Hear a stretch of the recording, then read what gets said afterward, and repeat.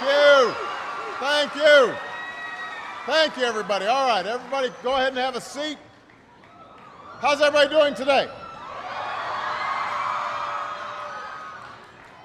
How about Tim Spicer?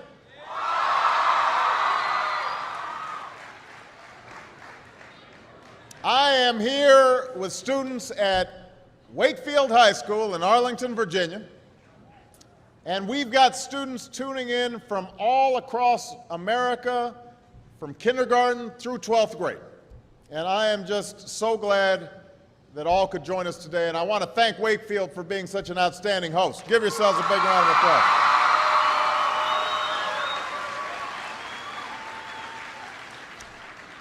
Now, I know that for many of you, today is the first day of school. And for those of you in kindergarten or starting middle or high school, it's your first day in a new school, so it's understandable if you're a little nervous. I imagine there's some seniors out there who are feeling pretty good right now, with just one more year to go. And no matter what grade you're in, some of you are probably wishing it were still summer, and you could have stayed in bed just a little bit longer this morning. I know that feeling.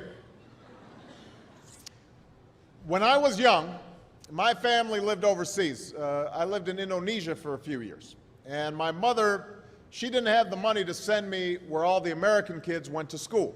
But she thought it was important for me to keep up with an American education. So she decided to teach me extra lessons herself, Monday through Friday. But because she had to go to work, the only time she could do it was at 4:30 in the morning. Now, as you might imagine, I wasn't too happy about getting up that early. And a lot of times I'd fall asleep right there at the kitchen table. But whenever I'd complain, my mother would just give me one of those looks and she'd say, "This is no picnic for me either, Buster."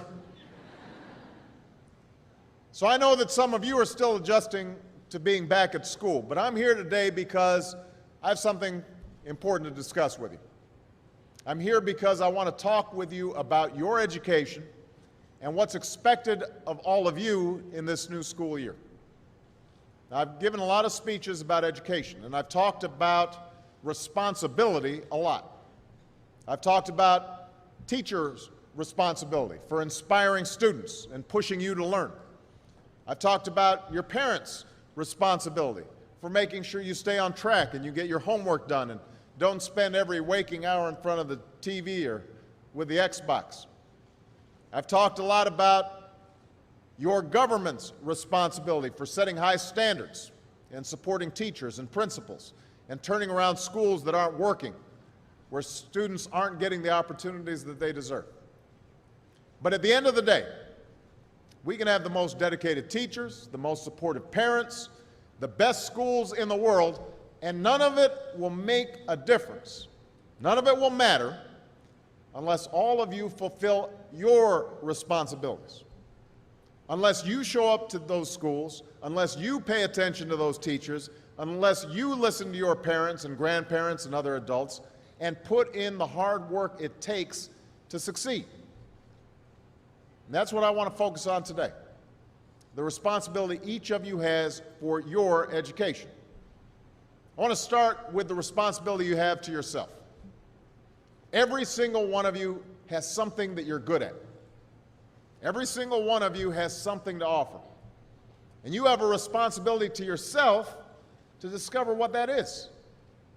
That's the opportunity an education can provide. Maybe you could be a great writer, maybe even good enough to write a book or articles in a newspaper, but you might not know it until you write that English paper, that English class paper that's assigned to you. Maybe you could be an innovator or an inventor, maybe even good enough to come up with the next iPhone or the new medicine or vaccine, but you might not know it until you do your project for your science class. Maybe you could be a mayor or a senator or a Supreme Court justice, but you might not know that until you join student government or the debate team. And no matter what you want to do with your life, I guarantee that you'll need an education to do it. You want to be a doctor or a teacher or a police officer? You want to be a nurse or an architect, a lawyer or a member of our military? you're going to need a good education for every single one of those careers. You cannot drop out of school and just drop into a good job. You've got to train for it and work for it and learn for it. And this isn't just important for your own life and your own future. What you make of your education will decide nothing less than the future of this country. The future of America depends on you. What you're learning in school today will determine whether we as a nation can meet our greatest challenges in the future. You'll need the knowledge and problem-solving skills you learn in science and math to cure diseases like cancer and AIDS, and to develop new energy technologies and protect our environment. You'll need the insights and critical thinking skills you gain in history and social studies to fight poverty and homelessness, crime and discrimination, and make our nation more fair and more free.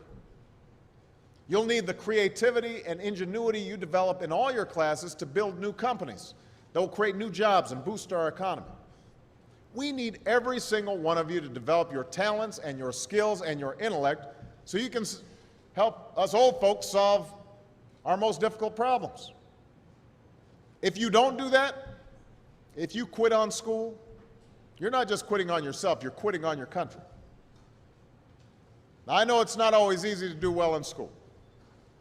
I know a lot of you have challenges in your lives right now that can make it hard to focus on your schoolwork.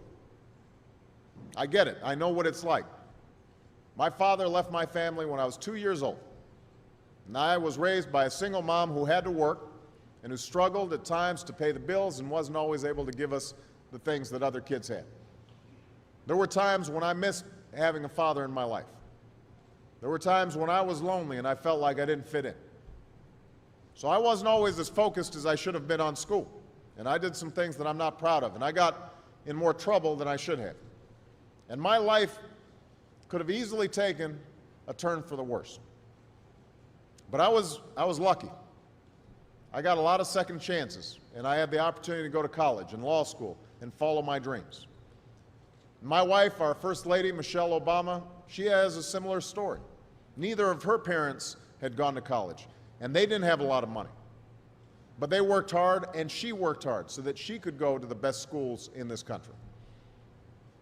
But some of you might not have those advantages. Maybe you don't have adults in your life who give you the support that you need. Maybe someone in your family has lost their job and there's not enough money to go around. Maybe you live in a neighborhood where you don't feel safe or have friends who are pressuring you to do things you know aren't right.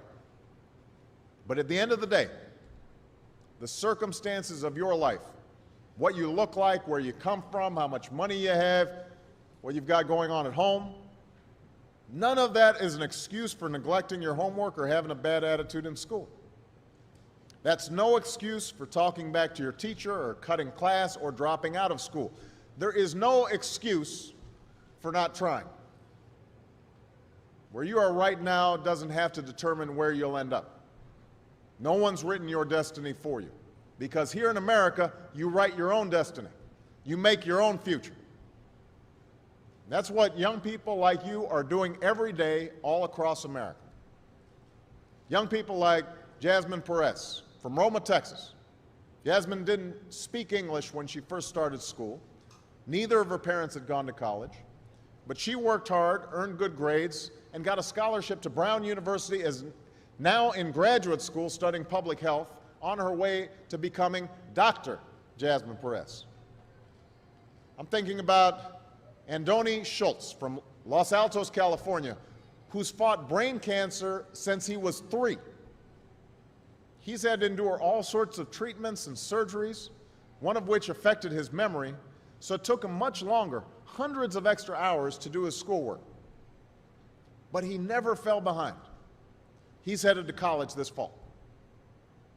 And then there's Chantel Steve from my hometown of Chicago, Illinois. Even when bouncing from foster home to foster home in the toughest neighborhoods in the city, she managed to get a job at a local health care center, start a program to keep young people out of gangs, and she's on track to graduate high school with honors and go on to college. And Jasmine, Andoni, and Chantel aren't any different from any of you. They face challenges in their lives just like you do. In some cases, they've got it a lot worse off than many of you. But they refuse to give up.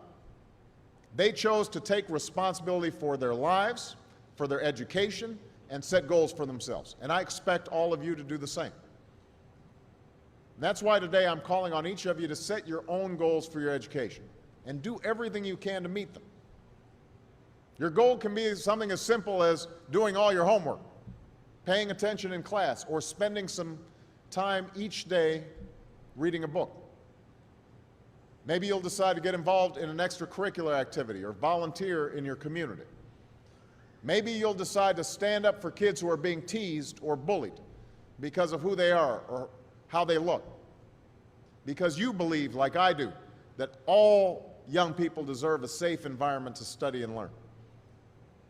Maybe you'll decide to take better care of yourself so you can be more ready to learn. And along those lines, by the way, I hope all of you are washing your hands a lot and that you stay home from school when you don't feel well so we can keep people from getting the flu this fall and winter. But whatever you resolve to do, I want you to commit to it. I want you to really work at it.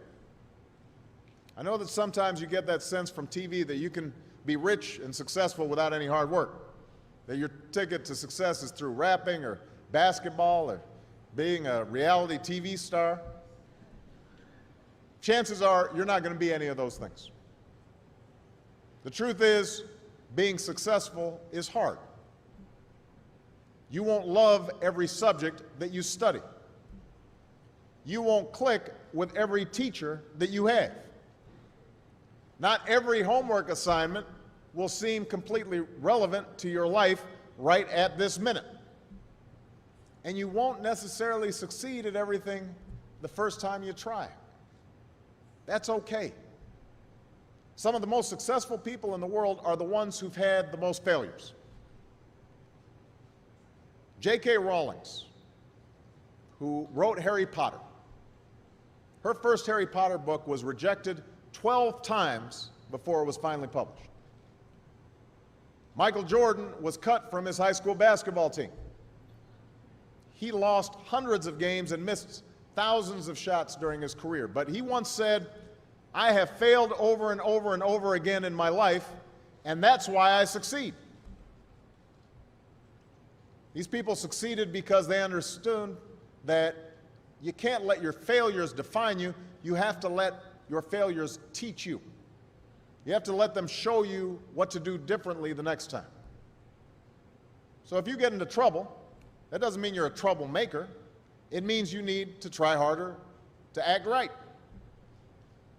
If you get a bad grade, that doesn't mean you're stupid. It just means you need to spend more time studying. No one's born being good at all things. You become good at things through hard work.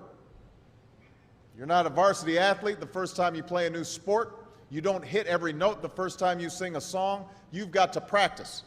The same principle applies to your schoolwork. You might have to do a math problem a few times before you get it right. You might have to read something a few times before you understand it. You definitely have to do a few drafts of a paper before it's good enough to hand in. Don't be afraid to ask questions. Don't be afraid to ask for help when you need it. I do that every day. Asking for help isn't a sign of weakness, it's a sign of strength, because it shows you have the courage to admit when you don't know something, and that then allows you to learn something new. So find an adult that you trust, a parent, a grandparent, or a teacher, a coach, or a counselor, and ask them to help you stay on track to meet your goals. And even when you're struggling, even when you're discouraged, and you feel like other people have given up on you, don't ever give up on yourself. Because when you give up on yourself, you give up on your country. The story of America isn't about people who quit when things got tough. It's about people who kept going, who tried harder, who loved their country too much to do anything less than their best. It's the story of students who sat where you sit 250 years ago and went on to wage a revolution, and they founded this nation. Young people. Students who sat where you sit 75 years ago, who overcame a depression and won a world war, who fought for civil rights and put a man on the moon. Students who sat where you sit 20 years ago, who founded Google and Twitter and Facebook and changed the way we communicate with each other. So today, I want to ask all of you, what's your contribution going to be? What problems are you going to solve? What discoveries will you make? What will a president who comes here in 20 or 50 or 100 years say about what all of you did for this country? You know, your families, your teachers, and I are doing everything we can to make sure you have the education you need to answer these questions. I'm working hard to fix up your classrooms and get you the books and the equipment and the computers you need to learn. But you've got to do your part too. So I expect all of you to get serious this year. I expect you to put your best effort into everything you do. I expect great things from each of you. So don't let us down. Don't let your family down or your country down. Most of all, don't let yourself down. Make us all proud. Thank you very much, everybody. God bless you. God bless America.